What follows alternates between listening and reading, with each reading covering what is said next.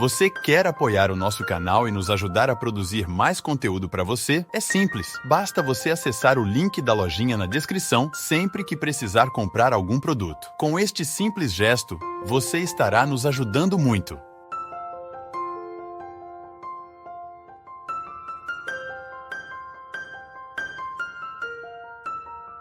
Gostaria de saber, já que segundo o Apocalipse o mundo vai acabar, ele vai acabar mesmo? E se Deus vai voltar para levar para si um povo escolhido por Ele, qual é a característica deste povo? Por favor, me indica na Bíblia uma resposta. Veja bem, todo o Apocalipse está escrito a serviço de uma comunidade, já disse isso daqui. O que é a finalização do grande reino, né? É a queda do Império Romano. Para a comunidade de São João, o mais importante é acabar com o Império Romano, o domínio do Império Romano. Então todas aquelas profecias apocalípticas, elas estão diretamente ligadas a uma realidade histórica, uma necessidade de libertação do povo com o poder romano. É claro que isso tem repercussões escatológicas, né? Não é apenas a leitura histórica. O que é uma leitura escatológica? É a gente pegar aquilo que era deles e nós fazermos a leitura para nós hoje. Quando nós falamos de final do mundo, hoje nós também estamos falando de um processo de caos que o universo vai vivendo e que daqui a pouco a vida humana está impossibilitada. Isso é uma coisa. Falar no fim desta matéria. Outra coisa é você falar do fim do mundo naquilo que tem conotação que Jesus fala no Evangelho de São João. Nós estamos no mundo, mas não podemos ser do mundo, né? Vamos trabalhar essa expressão como sendo o fim do mundo a que se refere o Apocalipse é justamente essa finalização de tudo que é ruim e que precisa terminar, porque a experiência do mal no mundo vai levando o mundo para o caos. A experiência do mal vai fazendo com que a realidade volte a ser caótica, porque o mundo é aquele que está na ordem, o imundo é o que está fora da ordem. O Apocalipse ele é uma palavra que está sempre a serviço deste imundo que precisa voltar a ser mundo, daquilo que está fora da ordem e que precisa ser reestabelecido. E aí nós temos então uma esperança da parousia, de que Jesus voltará, que é uma esperança escatológica, mas é também histórica. Sobre este retorno escatológico eu não sei lhe dizer muita coisa, porque até mesmo a Sagrada Escritura fala disso. Não sabemos quando nem como será. Quando é que Jesus volta ao mundo? Quando eu, como pessoa, assumo o compromisso e a responsabilidade de sê-lo de novo. Quando eu, como pessoa, assumo em mim a responsabilidade de ser Jesus para aqueles que estão do meu lado. Jesus voltou. Não estou falando de uma volta escatológica sobre aquela que é essa que você me pergunta. Eu não sei como será, como se dará, porque não temos uma revelação sobre isso. Mas sobre este retorno na história, sobre este nós podemos falar. E isto é matéria humana. Eu sempre gosto de dizer isso, gente. Eu não fico falando daquilo que eu não sei. Eu não vou ficar fazendo perguntas para mim sobre aquilo que eu não sei responder. É como que será depois que eu morrer? Não adianta eu ficar fazendo essa pergunta só morrendo para saber. É uma pergunta absolutamente infértil. Eu querer saber como será depois da minha morte, eu não posso. O máximo que eu posso fazer é sonhar, é ficar imaginando, mas isso não é resposta plausível. Agora, como é a minha vida, sobre isso eu posso falar. Como é a sua vida, sobre isso você pode falar. Então, se você não tem condições de ocupar-se de como será a sua morte, de como será depois que você morrer, ocupe-se daquilo que você pode. E muitas vezes nós perdemos um tempo danado fazendo esse tipo de pergunta para nós. E às vezes a gente perde a qualidade da nossa vida projetando a nossa preocupação o tempo todo nesse fim do mundo anunciado. Eu não me ocupo dessa realidade. A única coisa que eu permito desse fim do mundo que venha para dentro de mim, sabe o que é? É a urgência de eu fazer hoje aquilo que eu preciso fazer. Eu saber que Jesus vai voltar e que pode ser a qualquer momento, me coloca numa perspectiva de vigilância. Então eu quero ser um bom homem hoje, você pode ser uma boa mulher hoje, vamos ser o melhor ser humano que nós pudermos hoje, por uma razão simples: Jesus está voltando, e no momento em que eu me organizo como pessoa, que eu saio do caos, que eu deixo de ser imundo, eu entro nessa perspectiva do reino de Deus. E isso é muito bonito. O caos que o mundo está, essa poluição que o mundo tem, esse problema ecológico que nós vivemos, é também um problema humano. Nós não podemos negar que as nossas geleiras também estão inundando a nossa vida. Nós também não podemos negar que o nosso clima está complicado, que você também tem tempestades dentro de você, que você também vive o perigo constante de furacões que quase te derrubam como pessoa. Não é só a Califórnia que pegou fogo, não. Tem muita gente com fogo interior acabando, destruindo tudo, queimando tudo. O fogo do ódio, o fogo do desamor. Tem muitas geleiras caindo, muita gente sendo destruída por essas enchentes tenebrosas, terríveis. As enchentes dos nossos ódios, da nossa preguiça, da nossa insatisfação, da nossa frustração. Minha gente, os problemas ecológicos do mundo, eles acontecem e estão presentes o tempo todo. Mas eu arrisco a dizer que hoje o problema humano é muito pior do que tudo que está acontecendo em volta de nós. E aliás, o que está acontecendo em volta de fora é apenas uma consequência da desordem interior. Foi justamente a ganância por um mundo novo que fez com que o homem destruísse a estrutura de mundo que nós temos. Então, se o mundo hoje está imundo, se hoje a poluição está tomando conta das nossas cidades, é porque nós estamos poluídos por dentro também. A nossa mentalidade está poluída, nós estamos maldosos demais, nós estamos buscando o mal o tempo todo, nós estamos fazendo opção pelo mal o tempo todo. E aí, as catástrofes, essas que destroem as cidades, elas acontecem com a mesma intensidade dentro de nós. E você sabe muito bem disso. Não estou falando de uma teoria. Você também deve ter sido em algum momento da sua vida vítima das suas tempestades interiores.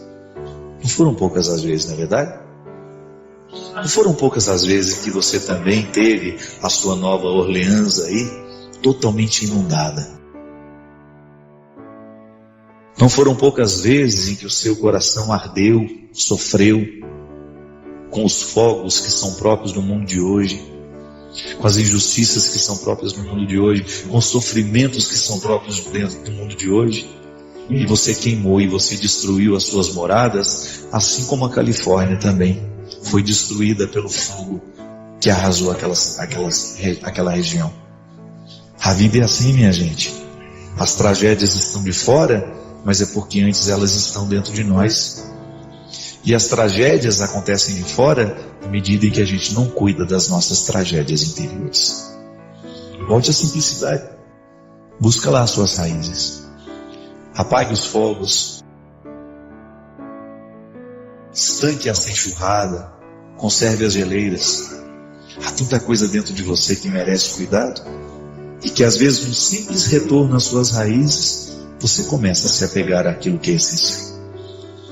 Quando a gente se dispersa nos nossos acidentais, a gente deixa de enxergar aquilo que é essencial. Que Deus te abençoe. Que Deus te ajude a reconstruir a sua cidade interior tão devastada, tão destruída, tão estragada às vezes. E seja feliz na medida que você pode. Uma certeza eu tenho, você merece. Tenho uma dúvida, padre. No decorrer de nossas vidas, nós nos deparamos muitas vezes com pessoas que pela nossa natureza humana não conseguimos gostar. Quero saber, qual é a atitude correta que devemos tomar? Fingir que amamos essas pessoas e em certas oportunidades causar o mal às mesmas, ou ignorá-las como se nunca tivessem existido em nossas vidas? Obrigado. Minha filha, nenhum dos dois, né? Pelo amor de Deus. Fazer um mal sem que ela perceba que você está fazendo mal, não. Primeiro a gente precisa identificar o seguinte, que a vida, a aproximação, ela se dá a partir de duas regras. Quando eu encontro uma pessoa, quando sou visitado por uma pessoa, ainda que seja por um e-mail, por uma palavra, por uma carta, você vai ter uma reação natural de simpatia ou de antipatia. O que é? O que é a antipatia? Quando você percebe que não existe um vínculo natural de aproximação entre você e aquela pessoa. Por que a gente tem simpatia por umas pessoas e não tem por outras? É um mistério, minha filha. Não sabemos identificar isso. Isso é sensorial, não sei. Passa por mim, eu encontro pessoas que eu gosto, que eu tenho vontade de me aproximar, e passa por mim outras pessoas que não. Que eu não tenho aquela aproximação natural. Isso faz parte da vida. Os agrupamentos humanos, eles nascem assim, né? A gente faz a opção. Os amigos você escolhe. É diferente. A partir da simpatia que você tem, por causa do parentesco espiritual, eu gosto de dizer isso. Eu acho que quando a gente ama alguém, ainda que você não tenha motivos para isso, você gosta naturalmente daquela pessoa, você gosta de ouvi-la, você gosta de estar com ela, é porque existe um parentesco espiritual natural. Agora pode ser que isso não seja recíproco, então cuidado, porque às vezes você fica insistindo num parentesco que só tem do seu lado. Volto a dizer, a amizade é uma escolha. Você escolhe os seus amigos. Parente não, por exemplo. Você não escolheu seu irmão, você não escolheu sua mãe, você não escolheu seu pai. Só que dentro da nossa casa, a gente tem que conviver. Então nós precisamos buscar os recursos para nos ajudar a vencer essa antipatia natural. Por quê? Porque ele é meu irmão, é minha mãe, é meu pai.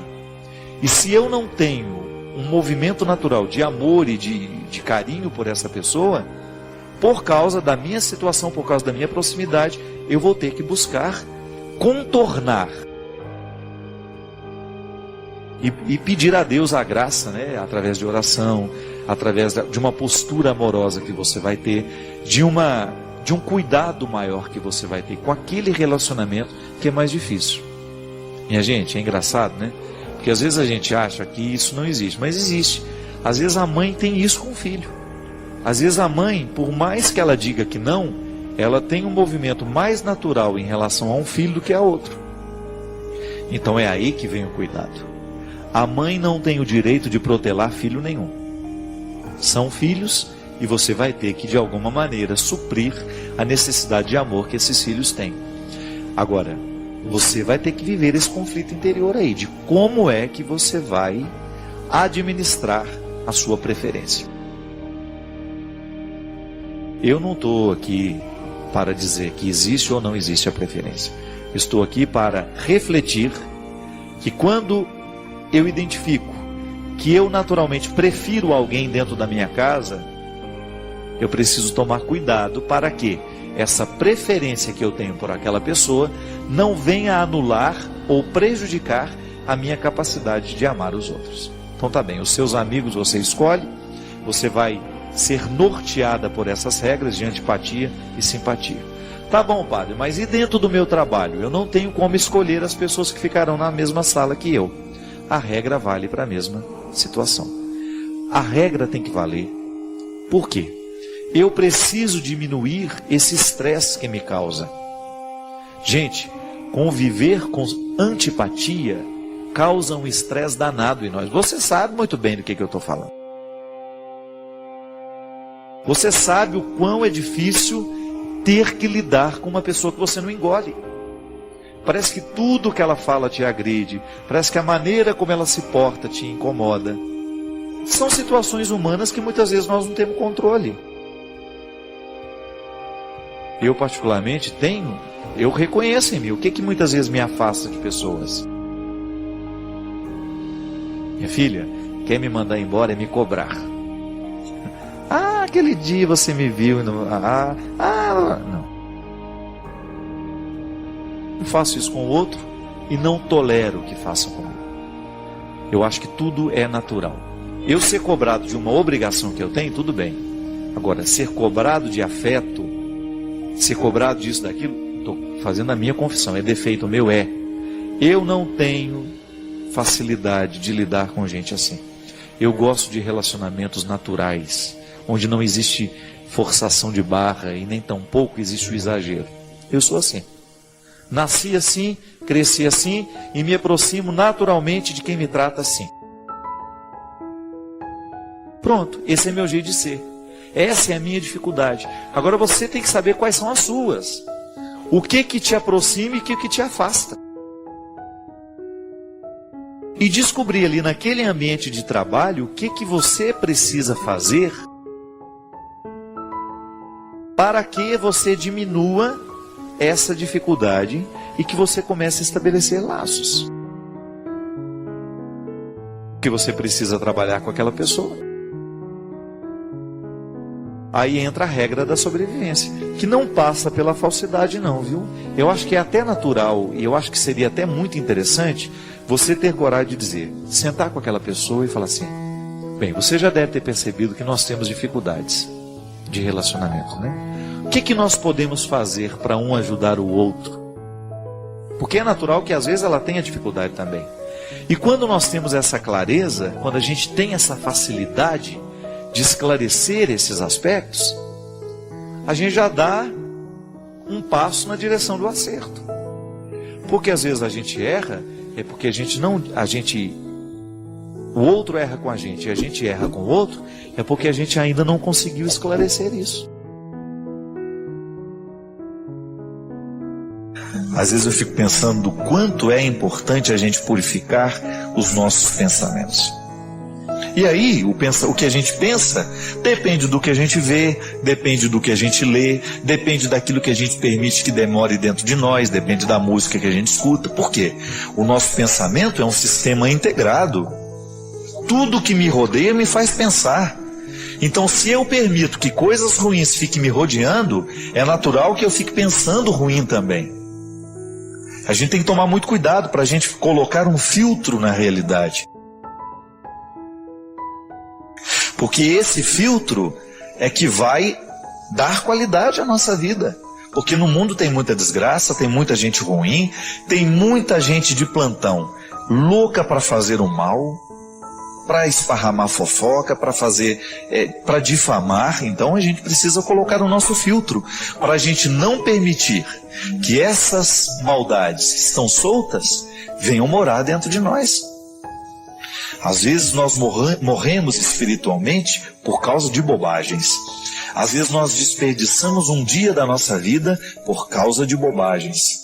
Às vezes nós desperdiçamos uma semana na nossa vida por causa de uma bobagem. E aí o pior, quando a gente percebe que nós estamos desperdiçando anos e a vida inteira por causa de bobagens que a gente resolveu guardar. São aspectos da nossa personalidade, minha gente. E é por isso que eu não me desprendo dessa responsabilidade. Eu preciso crescer. E eu posso ajudar a crescer os que estão do meu lado. É a consciência que você precisa ter.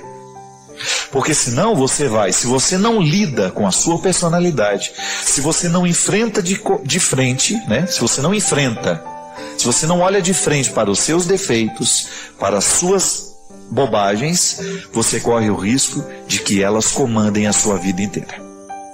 E aí é lamentável quando você, num determinado momento da vida, descobre que não valeu a pena ter sido você. Que você perdeu tempo, que você desperdiçou um período precioso da sua vida porque você resolveu se ocupar com bobagens. De onde nascem essas bobagens todas? Da nossa personalidade. Quantas coisas ruins acontecem justamente porque a gente não estava disposto a trabalhar a personalidade, o nosso jeito de ser. Aí a gente se justifica, eu sou assim mesmo. Então cuidado, porque sendo assim mesmo e escondendo atrás desse eu sou assim mesmo, você vai comprometer a sua alegria, você vai comprometer a sua felicidade. E eu não sei se isso vale a pena. Comprometer a felicidade da gente. É por isso que Jesus ensinava um código de leveza. Quanto mais leve a gente for, minha gente, mais fácil será lidar com a gente. Quanto mais leve a gente for como pessoa, mais fácil será ter o outro do nosso lado. Porque senão a gente vira um peso morto. E não acredito que ser um peso morto seja um projeto que vale a pena. Joga fora os seus excessos. Não tenha medo de olhar para dentro de você e descobrir aquilo que existe de mais mesquinho para jogar fora. Não é para ficar contemplando, chorando e lamentando. Eu sou assim. Jogue fora. Todos os dias você precisa fazer o esforço de jogar fora os excessos, aquela parte do seu coração, da sua vida, da sua personalidade, que definitivamente não joga a seu favor. Às vezes a gente vai perdendo, é porque a gente está jogando contra. E eu não tenho dúvida de que, quando você alimenta um defeito, você perde a oportunidade de alimentar a virtude. Então você está julgando o contrário. São muitos os sentimentos mesquinhos que nós alimentamos.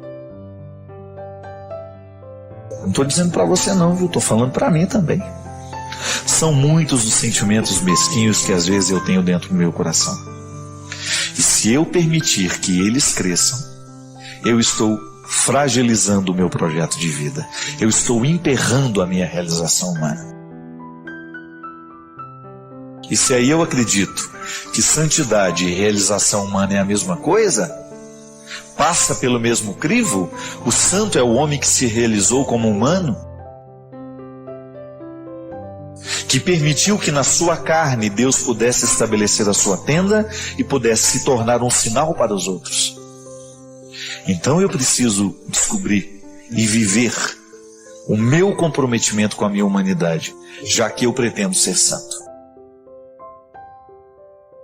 Santidade não é outra coisa senão a disposição humana, a partir da graça divina, de lapidar os excessos que se tem.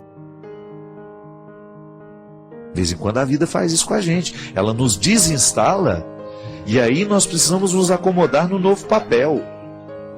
E é por isso que a gente precisa ter muita abertura de coração, e isso é uma coisa muito séria. A gente ter a abertura de coração para a gente florescer aonde é a terra, onde a vida nos plantar.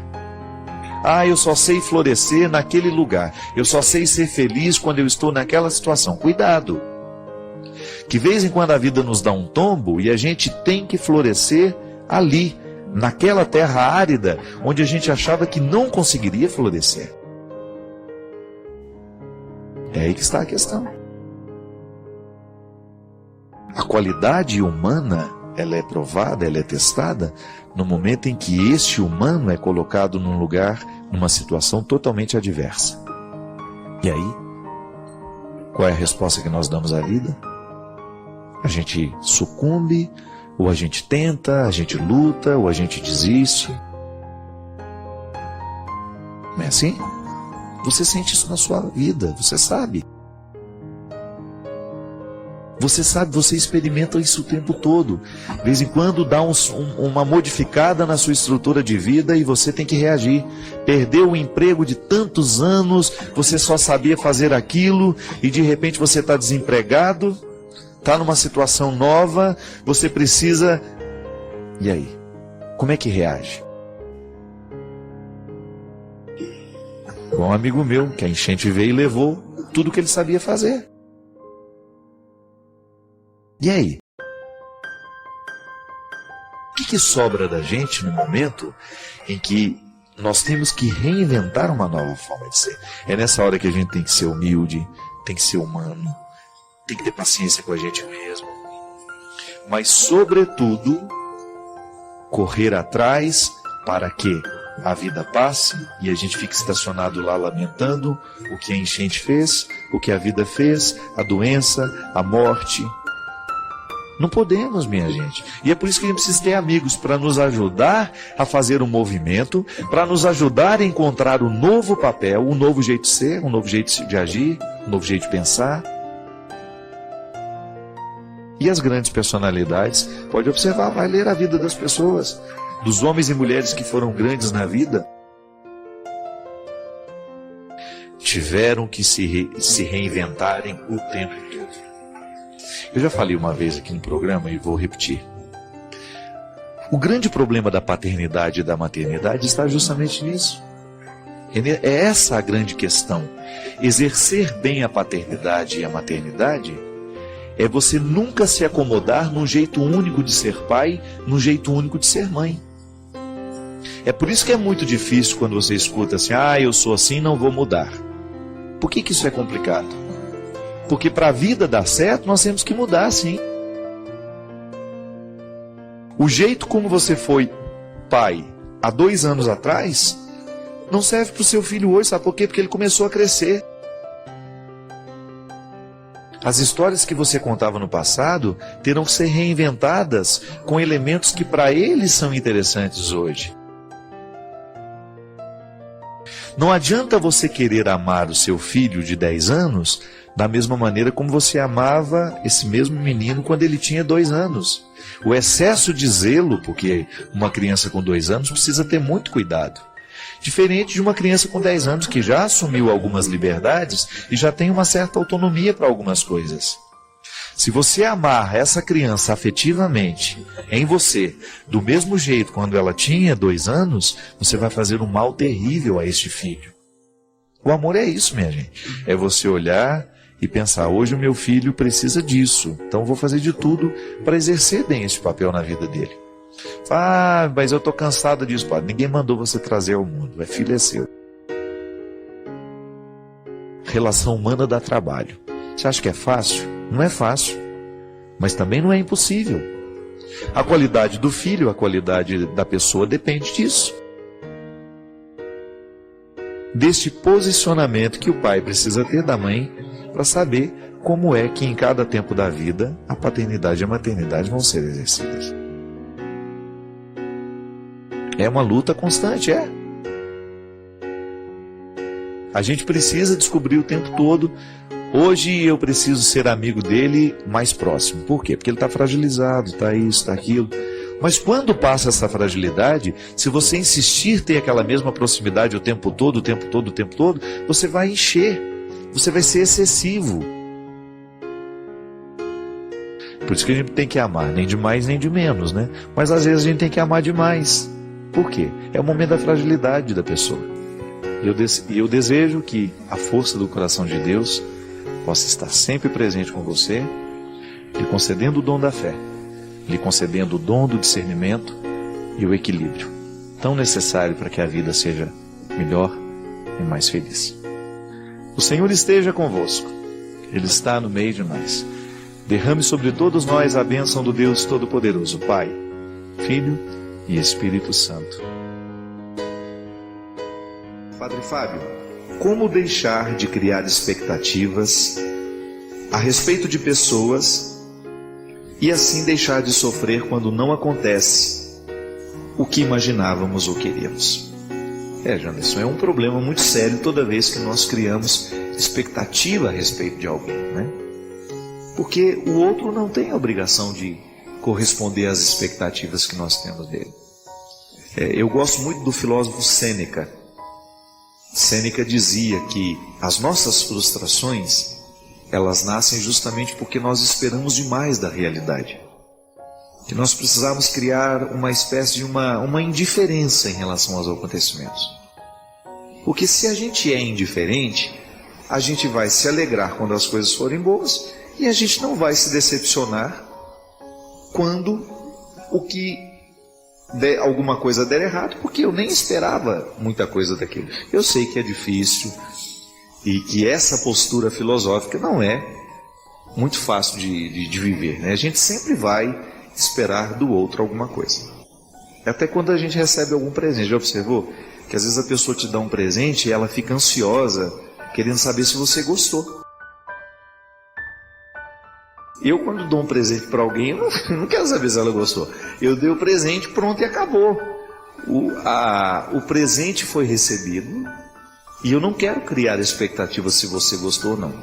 E às vezes a pessoa fica até num embaraço, né? E se você não gostou? Se você fala... Enfim, estou só dando um exemplo. Quando nós esperamos alguma resposta de um gesto, então eu vou amar você porque eu quero que você me ame também. Eu vou escrever porque eu quero que você me responda. nós acabamos criando para nós uma prisão. Não é para o outro, não, é para a gente mesmo. Que quando você se põe a esperar, você acabou aprisionando. Você criou uma prisão íntima particular que faz mal demais a você. Engraçado que essa postura filosófica tem muito a ver com a santa indiferença que os místicos falam, né? São João da Cruz fala sobre isso, Teresa d'Ávila fala sobre isso, que é uma capacidade de viver a vida, de encontrar a vida sem ter muita expectativa, deixar que a vida aconteça e a gente usufruir ao máximo daquilo que está acontecendo, independente do que vou ter depois como resposta. Então, vou amar alguém, vou amar pelo prazer, ou até mesmo pela pureza que o amor pode me oferecer. Eu não vou amar porque quero receber alguma coisa de volta. Eu não vou fazer um gesto de caridade porque quero receber do outro um reconhecimento pela caridade que eu fiz. Eu não estou dizendo que a gente não sinta o desejo da retribuição, viu? Eu também tenho vontade de receber retribuição quando eu ofereço. O que eu estou dizendo é que a nossa busca tem que ser de fazer sem criar a expectativa do retorno. Porque se a gente não cria a expectativa do retorno, nós estamos crescendo espiritualmente. Nós estamos qualificando a nossa capacidade de amar. Porque se eu amei porque é um valor amar, pronto, eu já estou edificado pela visita que o amor me fez. Agora, se eu fico chateado porque o outro não corresponde ao amor que eu dei a ele, então eu posso chegar à conclusão de que meu amor não está tão puro assim. E aí isso acabar me machucando também, né? Então, eu acho que essa santa indiferença, ela é muito saudável. Ela é difícil? É. Mas eu acho absolutamente necessário para que a gente tenha condições de não se decepcionar. E volto a dizer, o outro não tem a obrigação de corresponder às expectativas que a gente tem dele. Sua opinião é importante para nós. Comente abaixo, inscreva-se para mais conteúdo enriquecedor e ajude-nos a espalhar essas mensagens positivas compartilhando este vídeo.